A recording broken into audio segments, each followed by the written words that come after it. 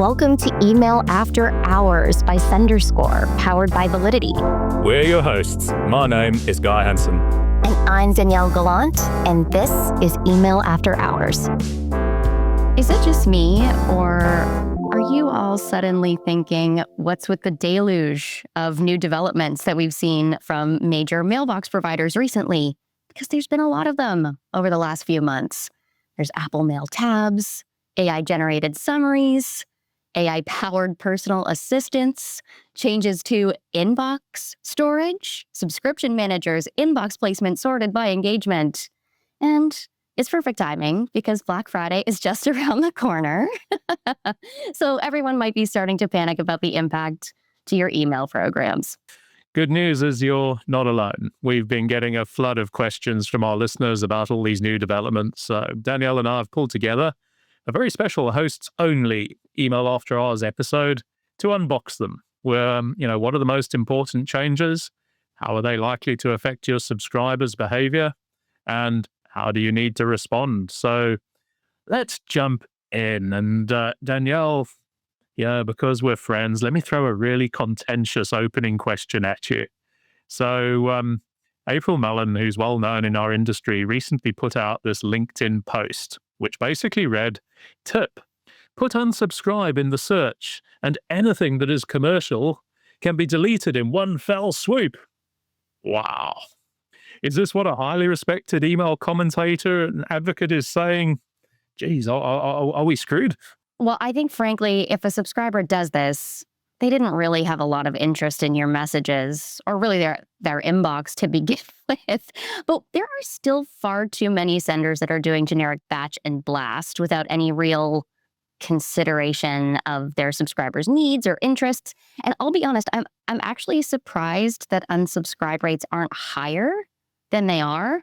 And as we're going to talk about later, a little bit of a teaser, Gmail's managed subscriptions page essentially already is doing this at this point, right, Guy?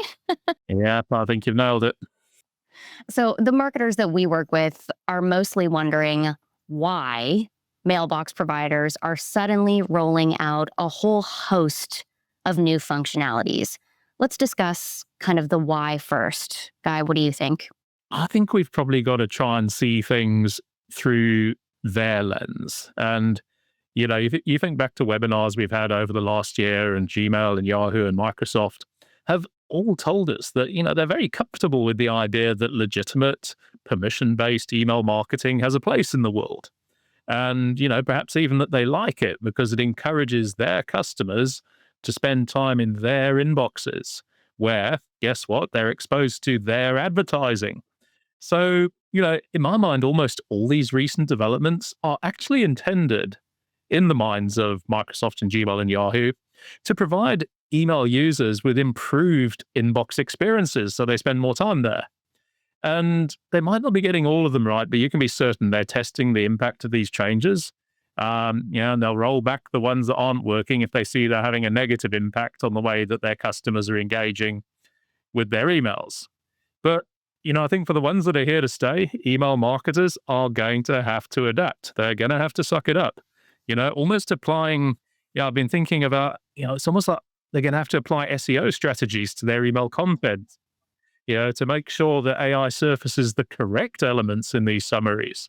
And who knows, we'll likely even see a whole new sub-industry focused on how email content should be optimized so that the AI crawlers and indexing and summarizing delivers the most accurate results possible.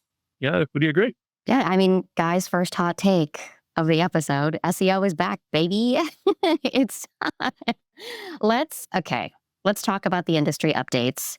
And the most recent, and possibly the biggest, perceived bummer update lately, this is the big recent news from Gmail, which is the retirement of Google Postmaster Tools V1, with Google Postmaster Tools V2 now the source of Gmail's reputation truth. And just for a little bit of context for everybody there, V1 is the old trusty dashboard that included a color-coded bad to high reputation data set for both sending IPs and domains. V2 is what many have been calling the compliance dashboard, which includes a lot of the same information, but there's also this main page that is a pass-fail, compliant, non-compliant list that aligns with all of the requirements for Gmail deliverability. So V1 is the old one, V2 is that compliance dashboard. And Guy, before I become the Eeyore of this update, why don't you tell us what your opinion is of this change?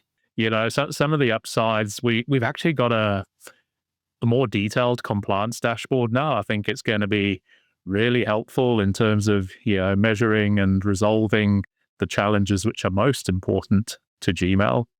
I think the way they've gone around their delivery error reporting has definitely improved. I would describe that as enhanced. And I think one thing that not many people have commented on is that suddenly there's plenty of user-friendly documentation too, which is a big change. What are your thoughts? I think everything you've said is right, especially about the feedback loop functionality. There's just so much more data in there, even for senders that haven't implemented Gmail's feedback ID header. There's just info in there where there wasn't before. And Gmail themselves have kind of indicated that they don't think presenting that color-coded high or bad reputation status is really helpful for senders. It doesn't provide a lot of visibility into what Gmail subscribers are doing or thinking. But for me personally, I work with lots of senders who are actively trying to recover their Gmail reputation or going through an IP warm-up or something where they really have to get every little nugget from Gmail where they can. And I have found historically that IP and domain reputation data really helpful in just terms of a gut check in cases like these. Now, of course, we'll still be able to monitor, but we're going to have to really rely on other metrics like seed tests through Everest or, ironically, to your next point, open rates. Yeah, absolutely. I think, almost ironically in my mind, I was thinking about this and I wonder if it actually presents an argument, in favor of repurposing open rates, because they do continue to act as a very solid inbox placement indicator. If you're generating good Gmail open rates, let's say above 30%, for example, you're almost certainly inboxing. Whereas if you're down in sort of single digit open rates, you almost certainly aren't. So, maybe it's going to be a case of taking, some of your existing data points and thinking about them in new ways. Completely. Who knew that this directional data was going to become so critical once again? But that is just the beginning of the recent updates from Gmail. So let's talk about their kind of new-ish manage subscriptions view, which we touched on very briefly in the icebreaker. Guy, tell us what the managed subscriptions page is and what marketers need to be aware of. Well, I know that this one's got a lot of our customers really unhappy. So it's a pretty simple concept. You've now got a tab in your Gmail inbox where you can basically look at all of the programs that are sending emails to you, ordered by the ones that are sending most email to you. And, basically at the click of a button, you can unsubscribe from all of them. Yay. No, not. I think for me, one unhelpful aspect is that Gmail hasn't been particularly open about the time period we're talking about. So, it feels like it's sort of 3 or 4 months. And, if you're then saying, listen, you've received 20 emails from this sender over, 16 or 17 weeks, to be honest, I don't feel like that's unreasonable. And I think that it's here. So senders need to think about ways of helping their subscribers reduce frequency. I think it talks to several best practices that we've touched on many times before, because at the end of the day, having their subscribers receive less messages is better than receiving no messages, for sure. So I think, providing the ability to opt down as an option in their preference centers, snooze functionality that allows subscribers to take temporary breaks from senders' programs is probably going to become even more important. And I think one thing I would say is, just because your unsubscribe rates are going up, make sure you're seeing the bigger picture. You absolutely want to evaluate the impact of those increased opt-outs versus almost certainly decreasing spam complaints to get the full picture. I feel like the two will offset each other. Opt-outs are neutral from a deliverability point of view, complaints are negative, so it's a win.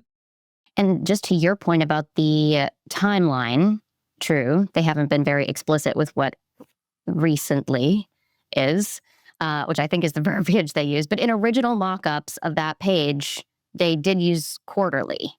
So unless they've changed it, or maybe they have, or they don't just want to be super blunt about recently, we can go with a couple months, I think is fair. On this front, I also want to mention that the unsubscribe options, the way that this page is laid out, is both senders are sorted alphabetically and by frequency.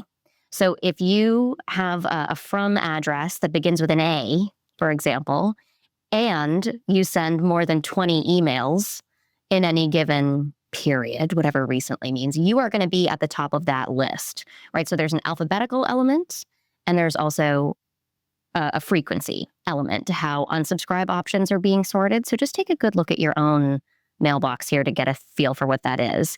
One more point. It looks like these options are unsubscribe is being presented by the from address as opposed to just the sending domain. So I'm wondering if some senders are going to try to game the system by creating hundreds of different from addresses that go way down like updates. So you're low alphabetically. Ooh, you're so sneaky. I'm not sneaky. I'm afraid. I'm thinking 2 steps ahead here. And this would be, of course, in an attempt to lower their unsubscribes and, have subscribers opt out from only a single mail stream versus their entire email program. But I think you'd agree with me. Don't do that. Don't do that, please.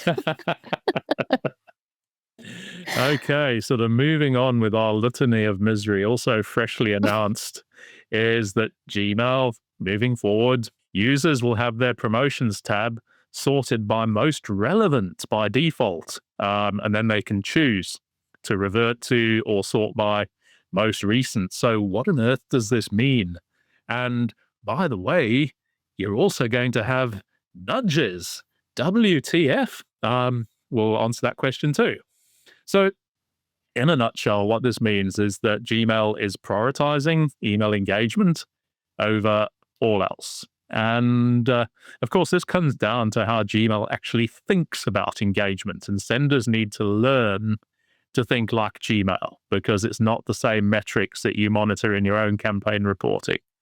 And interestingly, Gmail have just updated their bulk sender requirements guidelines.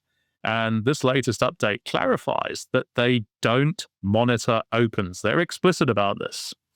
What they do consider is factors like recency, most clicked emails, most frequently used contacts. We also know that organic factors like forwards and replies are highly significant. And you're going to have to think about how to amplify those behaviors if you're going to be looking like a highly engaged sender of emails. Now, nudges are going to be very useful. And, these are basically going to be giving subscribers little prompts about things like time-sensitive promotions, for example, when they start, when they finish.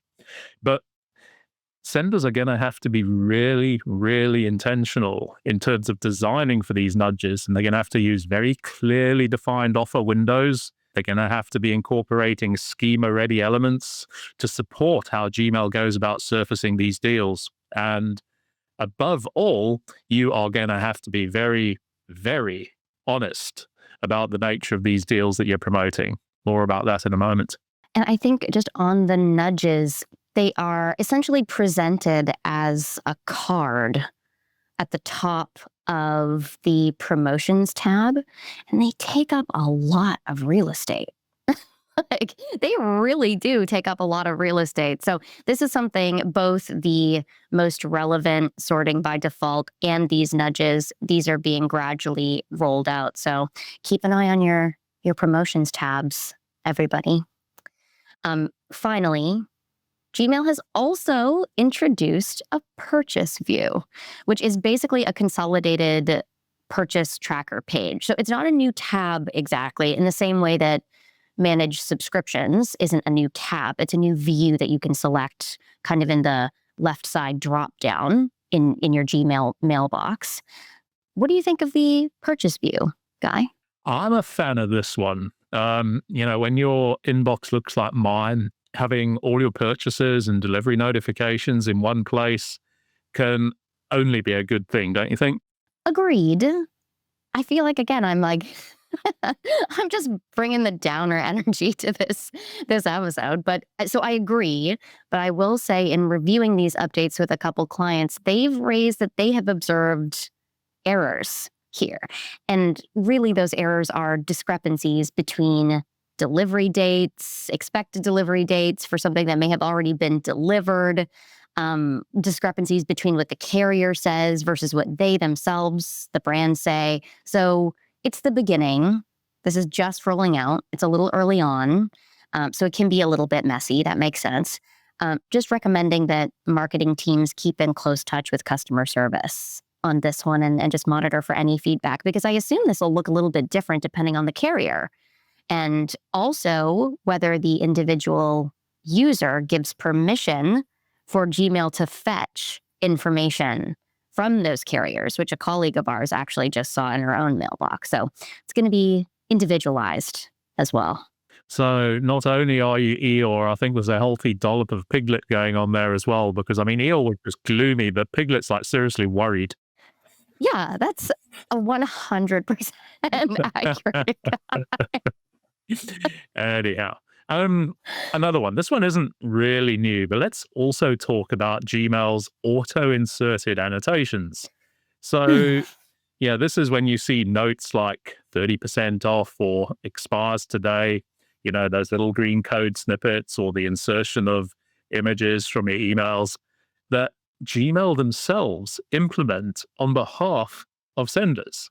And originally, the idea of annotations was that senders could do this themselves, but take-up wasn't particularly spectacular. And I think Gmail got tired of waiting for senders to implement annotations, so they've been using their AI to do it, whether senders want it or not. And it's definitely becoming more and more prevalent. I think it's fair to say that we've got different ideas, maybe, Danielle, around how we think marketers should respond to this one. I think, in my mind, probably 90% of all the annotations I see in the promotions tab are now auto-inserted by Gmail. Probably only about 10% are actually intentionally put there by senders.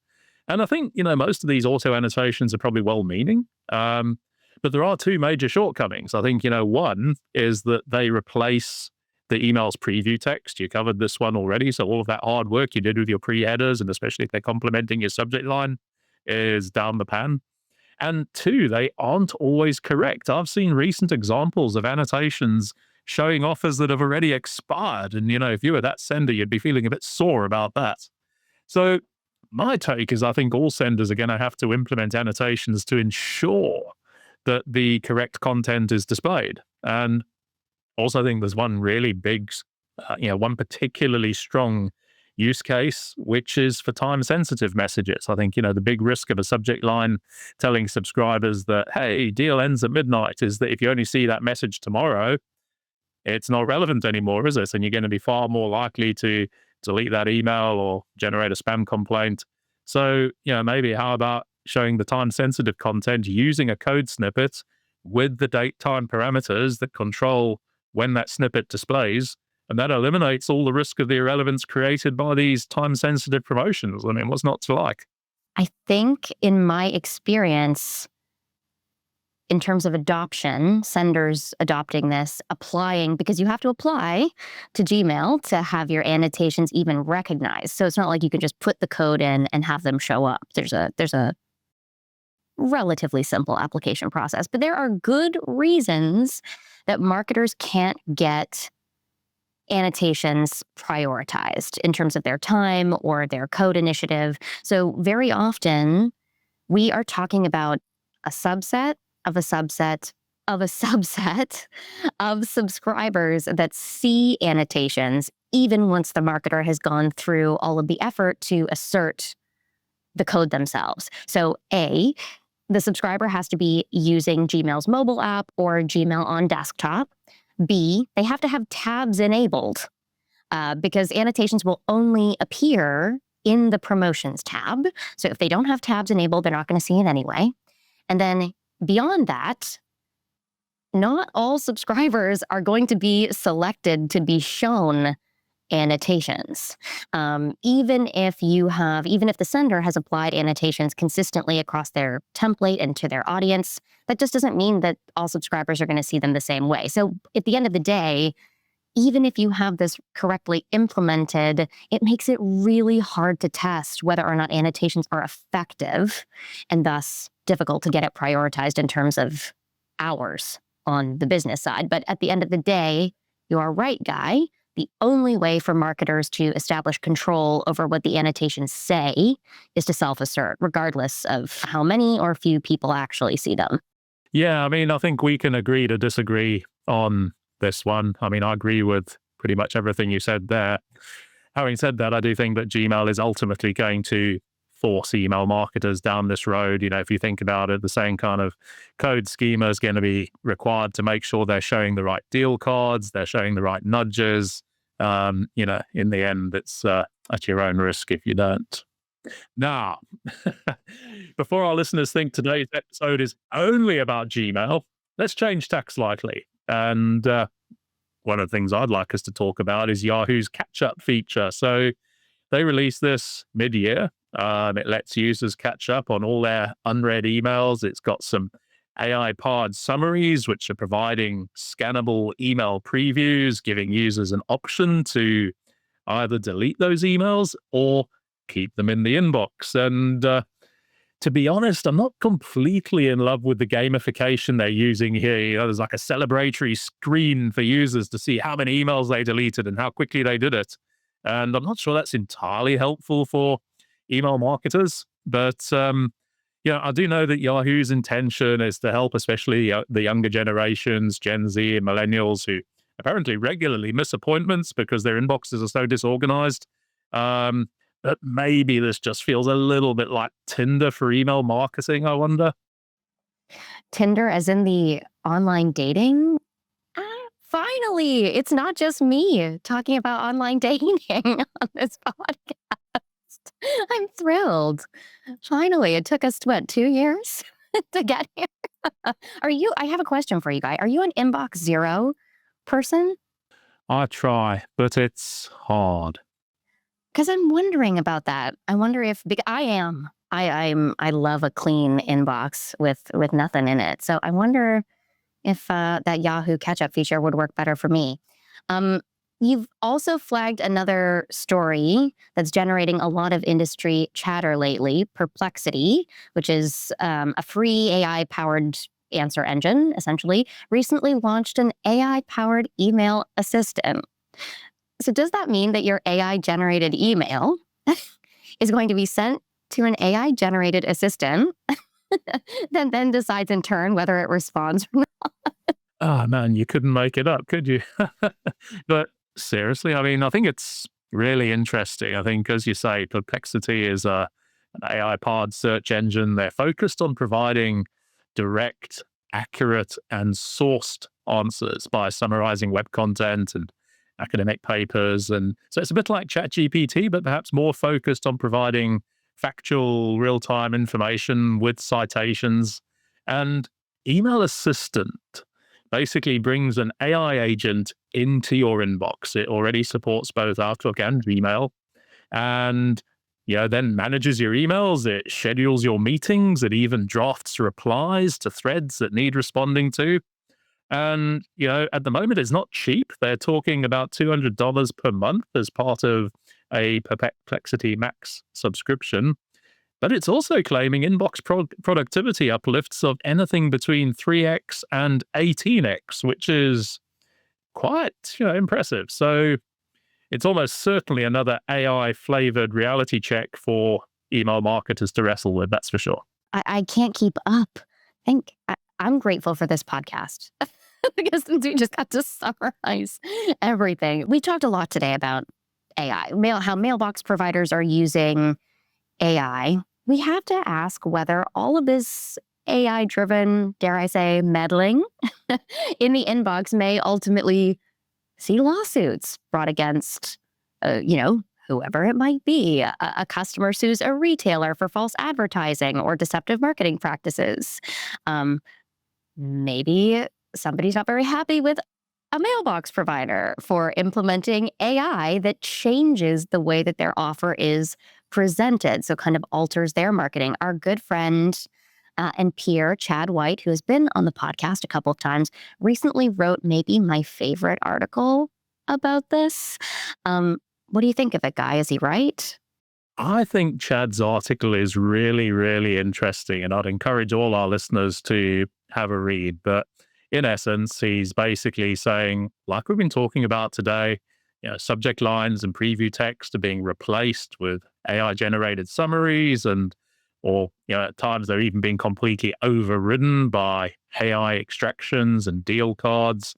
And his point is that, if those AI summaries ever misrepresent the original content, are we going to start seeing brands suing mailbox providers, for making claims which they're not capable of delivering?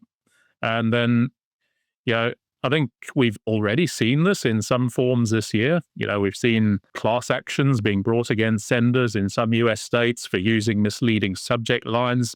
In fact, literally today, Danielle, I saw another one. And then you've got in Europe, in France, the CNIL, their regulator, has fined Gmail for those sort of sponsored content emails that feature at the top of your promotions tab. The kickback is starting, isn't it? And I think senders are going to have to be very, very careful, especially about this, principle of, the risk of misleading subject lines. That's for sure.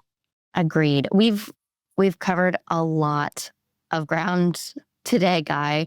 What do you think about leaving our audience with some practical suggestions that they can use to help address these new challenges? Should we just go back and forth and toss out a couple of our recommendations? Well, I think right at the top, we said, especially with these automated summaries, senders are going to have to start thinking SEO to ensure that their email content is set up and structured in such a way that the summaries surface the right bits of content in the summaries. And maybe also like a sub bullet to that, don't do all image emails, especially because those summaries probably can't be generated or interpreted, and so we may have a bit of a mess in those like auto summarized, especially in Apple. I'm thinking.